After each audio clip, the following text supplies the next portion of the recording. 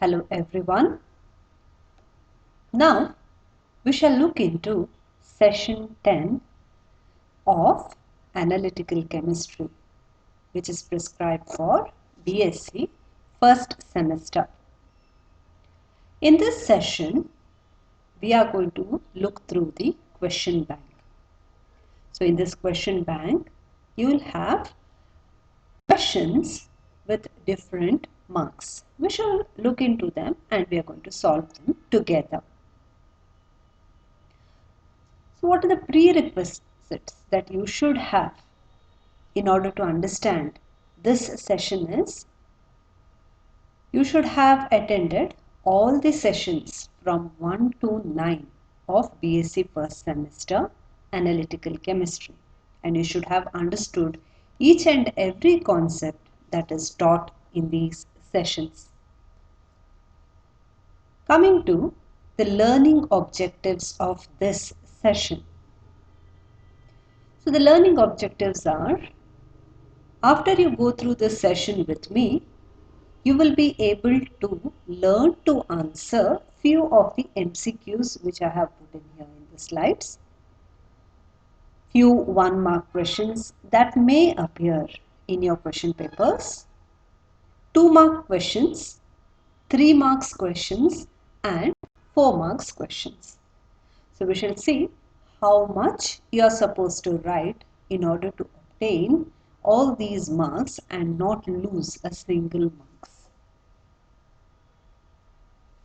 So coming to the session outcome, after attending this session, you will be in a position to answer any type of questions that may appear in question papers of your university. So let us look into 3 multiple choice questions. We have dealt with other multiple choice questions in separate sessions itself. These are 3 questions which are not included in those sessions. The first one. This is a type of solution whose concentration changes with time. Just look at the options. You have secondary standard, primary standard, both A and B, neither A nor B. So what is a type of solution whose concentration changes with time? To answer this, you have to know what are the different types of solutions which you come across in chemistry, particularly analytical chemistry. So the solutions are a standard solution and a non-standard solution. You know, standard solution is a solution whose concentration is known to us. There are 2 types of standard solutions. They are primary standard and secondary standard. So, a solution whose concentration changes with time is known as a secondary standard. So, the right option for this multiple choice question is A, secondary standard. The second multiple choice question. Sum of mole fractions of solute and solvent is equal to, okay, mole fraction. So you have to bear in mind 1 mole, okay. A solute will have a little bit of fraction of that mole and a solvent will have little bit of fraction of that mole. So let us look at the options. A is half, B is 2, C is 1 and D is none of the above. I told you, you have to add fractions of solute and solvent which will be equal to 1 mole. 1 mole. Therefore, the correct answer is C, that is 1.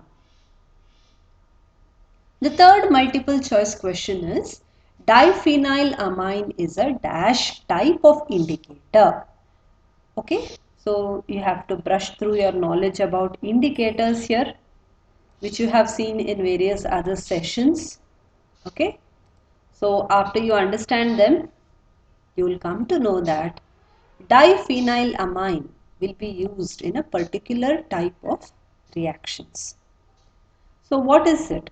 Is it a metal indicator? Is it an acid or a base or both A and C? Okay, so what kind of indicator is diphenylamine? Diphenylamine is a metal indicator. So you usually use it in complexometric titrations. Diphenylamine. So why not a base? See, diphenylamine is a base. Okay, this is slightly tricky. So it is a base. So it will act as a base. It will give protons. But we do not use diphenylamine in acid-base indicators as an acid-base indicator in acid-base titrations, but we use diphenylamine as a metal indicator. So the right option is A, metal. We have seen through multiple choice questions.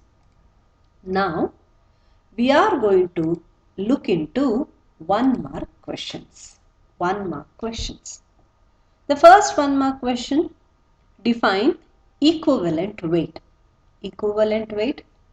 So let me just read through this.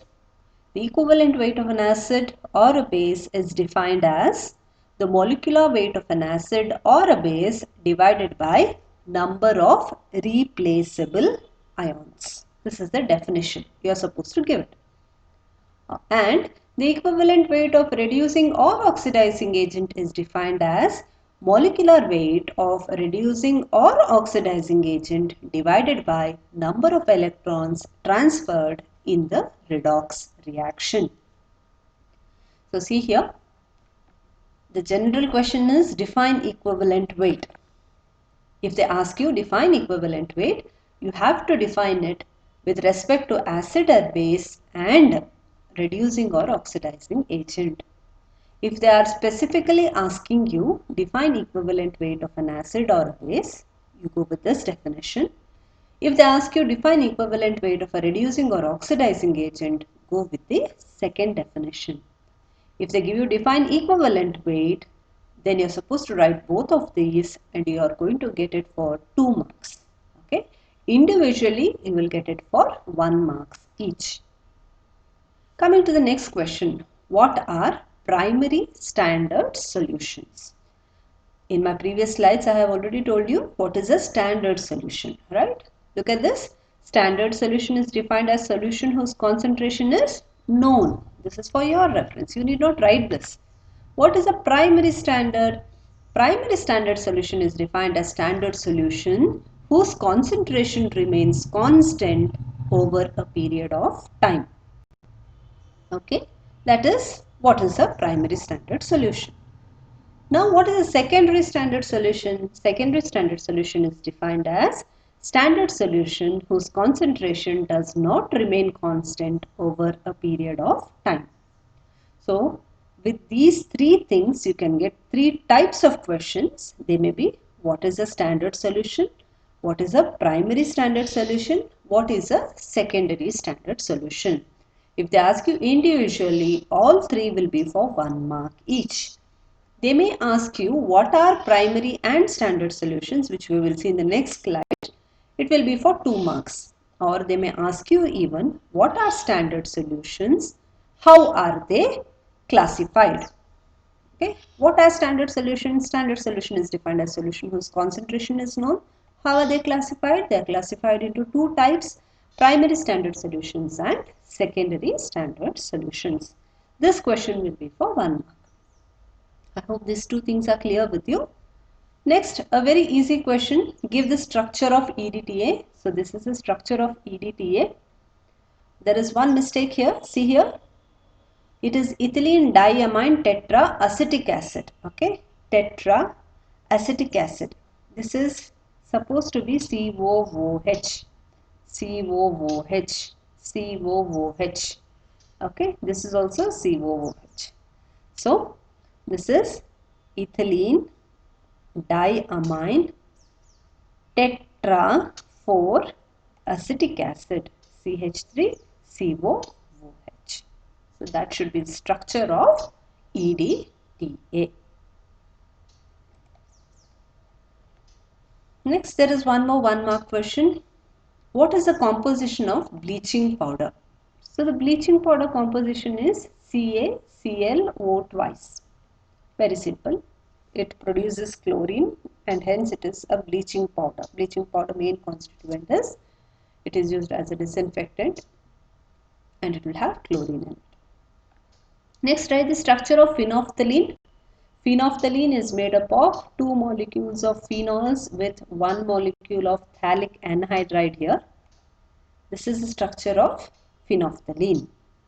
Okay, this is the structure of phenolphthalein. Next, what type of indicator? Okay, what type of indicator is methyl orange? We know it is a acid-base indicator. Define molarity. Molarity. Molarity is defined as number of moles of solute per liter of solution. Number of moles of solute per liter of solution. This is the definition. You can easily write it to obtain 1 mark. So the next set of questions are for 2 marks. See here. Differentiate between primary and secondary standards. So now we are supposed to write both the differences. We have seen that in our previous slide. So just to repeat it once again, primary standard solution is defined as standard solution whose concentration remains constant over a period of time. You can give an example here, the one which you usually do in your standard flasks, that is oxalic acid or sodium oxalate. All these are primary standard solutions. And then for secondary standard solution, it is defined as a standard solution whose concentration doesn't remain constant over a period of time. Example you can give here is NaOH or HCl. Okay, so you can mention the examples for 2 marks. Outline the principle of iodometric titration. Okay, so iodometric titration is a general method used to determine the concentration of an oxidizing agent in solution. In an iodometric titration, a starch solution is used as an indicator since it can absorb the I2 that is released. Where is this I2 released? Check here. 2 iodine molecules, I minus will give rise to I2. This I2 will get into starch. Okay, when you are measuring this I2, it is called as iodometric titration. Obviously, whether it should be treated as oxidation with iodine or reduction with iodides depends on the other redox systems involved. The second important reaction used in iodometry is reduction of iodine with sodium thiosulfate. When you treat this with sodium thiosulfate, so there will be a reduction reaction. You are supposed to write all these things in order to get 2 marks. That's a principle. Next, write the theory behind complexometric titration. Complexometry is also called as chelatometry. Chelatometry, which means you are involving the formation of chelates. So, complexometric titration is a form of volumetric analysis in which the formation of a colored complex is used to indicate the end point of a titration. Complexometric titration are those reactions where a simple ion is transformed into a complex ion and the equivalence point is determined by using metal indicators. Complexometric titrations are particularly useful for the determination of a mixture of different metal ions in the solution. This is theory. So main thing is this. So one simple ion is converted into a complex ion. And that has been, you can do both qualitative as well as quantitative estimations in complexometric titrations. Next, 2 marks questions. Write a note on indicators used in acid-base titrations. Now you are supposed to write a note. I have just mentioned here 2 famously used and which is there for your syllabus are phenolphthalein and methyl orange. You are supposed to write their structures and how they work, working principle. Just in brief, you can write that. I will discuss in our next part of the questions. Okay. What are the requirements for a primary standard? We also know that primary standard solution is defined as standard solution whose concentration remains constant over a period of time. So the requirement for a primary standard is its concentration should remain constant over a period of time. Very simple, just twisting and giving the same type of question in another manner. What is the role of orthophosphoric acid in redox titration? Explain. So phosphoric acid is added to reduce the electrode potential. This is very important. Whenever you do this complexometric titration, you're going to add orthophosphoric acid. Why do you use it? In order to reduce the electrode potential for the Fe3 plus 2, Fe2 plus reaction by stabilizing the ferric ion. It is going to stabilize that ferric ion and hence it is going to reduce the electrode potential. Therefore, you are going to use phosphoric acid or orthophosphoric acid. So coming to 3 marks questions. 3 marks question is the first one, equivalent weights of following. You are supposed to calculate the equivalent weights of potassium hydroxide and orthophosphoric acid. So first we know that equivalent weight is equal to molecular weight divided by number of replaceable ions. See here, this is a base and this is an acid. So you are going to deal only with number of replaceable ions. For redox systems, change in oxidation state. KOH, look at KOH. The molecular weight of KOH is 39 plus 16 plus 1, which is 56 gram per mole. There is only one replaceable OH. Therefore, equivalent weight is equal to molecular weight divided by 1. Hence, for KOH, equivalent weight is equal to molecular weight is equal to 56. So, how about molecular weight of H3PO4? H3PO4, the molecular weight is 98 gram per mole. Now, calculating equivalent weight is slightly tricky. You have to check what type of reaction it is. Okay, if there is only one hydrogen replacement involved, you are going to remove only one H plus. Then the equivalent weight becomes 98 divided by 1, which is 98 itself. If there are two replaceable hydrogen atoms in the reaction, you are going to remove 2H plus. Then it becomes 98 divided by 2, which is equal to 49. If you are going to remove all the three hydrogen atoms, okay, and it becomes PO4 3 minus, okay, which means you are removing all the three hydrogen atoms. Equivalent weight becomes 98 divided by 3, which is equal to 32.66. You are supposed to calculate this and hence you will get full marks, and it is very easy. Just you have to remember molecular weights and then you have to remember atomic weights of single elements. So that makes calculations easier. Next question. 1 gram molecular weight of NaOH was dissolved in 1 liter of water. So 1 gram molecular weight was dissolved in 1 liter of water. Calculate the strength of solution in normality and molarity. So 1 gram molecular weight means Na plus O plus H, which is equal to 40 gram per mole. 1 gram molecular weight. What is the definition of one normal solution? Yes. So 1 gram equivalent weight of a substance dissolved in 1 liter is called one normal solution. So see, molecular weight of NaOH is equal to equivalent weight and hence that solution will become 1 normal. Okay. What is 1 molar? 1 gram molecular weight of a substance dissolved in 1 liter is called 1 molar. So for this question, calculate the strength of solution in normality and molarity. Both are going to become 1 normal and 1 molar. The next question, write a note on the requirements of titrimetric analysis. So there is a note, let us read through it. The reaction between the analyte and titrant should proceed to completion with a fast rate. So these are the requirements. It should be simple, permitting definite quantitative relation between them. Second point. Third point, it should proceed stoichiometrically.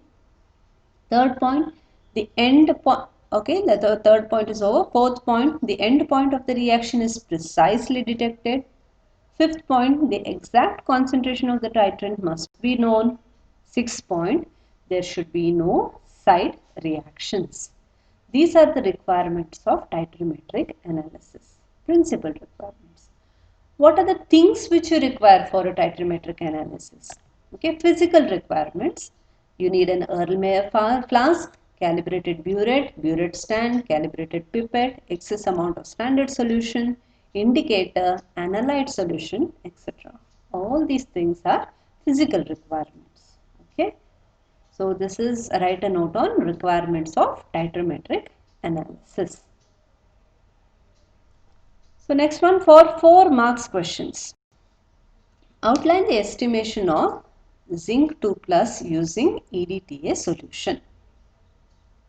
Zinc ion forms a stable water-soluble 1:1 complex with EDTA, which is the basis for the determination of zinc in experiment.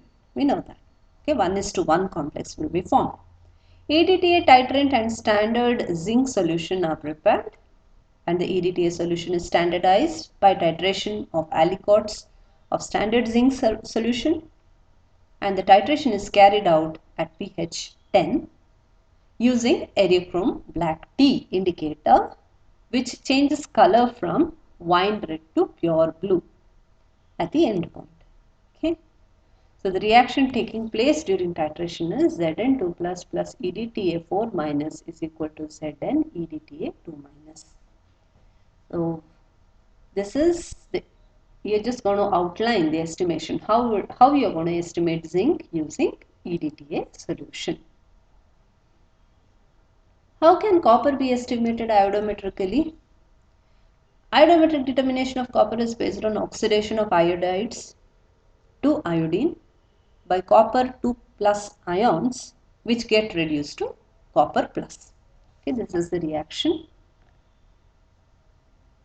Produced equivalent amount of iodine can be titrated. This equivalent amount of iodine is titrated with sodium thiosulfate solution, and the reaction written in molecular form is this. Okay, and hence you can tell 2 moles of copper sulfate is equivalent to 1 mole of iodine, which is equivalent to 2 moles of sodium thiosulfate. And then we can do some calculations from which we can estimate the amount of copper iodometrically. Okay. Write a note on Ostwald's theory of acid-base indicators using phenolphthalein as indicator. Okay, when you use phenolphthalein as indicator, you're supposed to write many things. I'm just highlighting what you're not supposed to miss at all. Okay, so this is phenolphthalein, HPH, dissociates to form H plus plus pH minus because it is weakly acidic in nature. So when this dissociation occurs, say if more dissociation has occurred, this occurs when it is in basic medium. So the reaction proceeds to right hand side, and hence phenolphthalein in acidic condition will be colorless. As you go on adding base OH minus here, H plus reacts with OH minus giving you water, and this reverse reaction occurs. And hence phenolphthalein from colorless will become pink. This is Ostwald's theory. We have this equilibrium constant K is equal to concentration of H plus, concentration of pH minus divided by concentration of undissociated indicator HPH. You are supposed to explain all of these things for 4 marks. On similar lines, write a note on Ostwald's theory of acid-base indicators using methyl orange as indicator. Okay, similar lines, you are going to explain this. Methyl orange is indicated by MEOH, which dissociates to give Me plus plus OH minus. So this is weakly basic in nature. Okay. So when it is in basic medium, what happens? What happens when it is in basic medium? Yes, it is red in color. When you go on adding an acid and you go on removing, this is going to occur this way. So it will become yellow in color. Okay. So you're going to explain these using Ostwald's theory. Next, one more 4 marks question. Describe the experiment used to estimate available chlorine in bleaching powder. So, bleaching powder is commonly used as a disinfectant. Chlorine present in bleaching powder gets reduced with time. So, to find out the exact quantity of bleaching powder required, the amount of available chlorine in the sample must be found out. Chlorine will liberate free iodine from potassium iodide solution when its pH is 8 or less by the addition of acetic acid, see here, and the iodine liberated, which is equivalent to the amount of active chlorine, is titrated with standard sodium thiosulfate solution using starch as indicator, and the reaction written in molecular form is this. Okay, this is bleaching powder CaOCl2, CaO2Cl2. When you add acetic acid, you'll have calcium oxalate and Cl2 is liberated. This chlorine reacts with potassium iodide to give you iodine. This iodine is then reacted with sodium thiosulfate. Okay, and then you can detect how much of iodine is present. How much of iodine is present will give you directly how much of chlorine is present in that particular bleaching powder. So you need to make one correction in the slide. It is CaO2Cl2 or CaOCl twice. Okay. Everything other things are correct. So we have come to an end of the different types of questions that you may come across. We have dealt with 4 marks questions, we have dealt with 3 marks questions, we have dealt with 2 marks questions, we have dealt with 1 marks question, we have dealt with multiple choice questions. Okay, so I hope the session outcome is really you are in a position to answer any type of question that may appear with the syllabus which you have studied from session 1 to session 9. Okay, thank you.